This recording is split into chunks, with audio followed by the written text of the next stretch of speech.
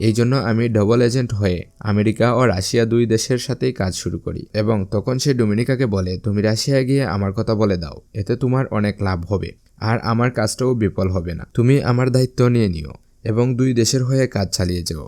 কারণ হলো আমি আজ না হয় কাল ধরা পড়ে যাব। তারপর ডোমিনিকা রাশিয়ান এজেন্সির কাছে গিয়ে মার্বেলের সম্পর্কে সবকিছু বলে দেয়।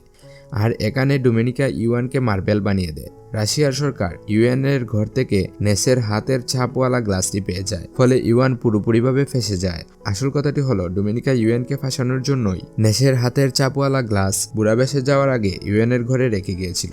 তারপর দেখানো হয় রাশিয়ান সরকার ইউএনকে মেরে ফেলে এবং ডোমিনিকার প্রমোশন হয়ে যায়। ফলে সে তার মাকে নিয়ে খুব ভালোভাবে দিন কাটাতে থাকে, কিন্তু সে নেসকে খুব মিস করে।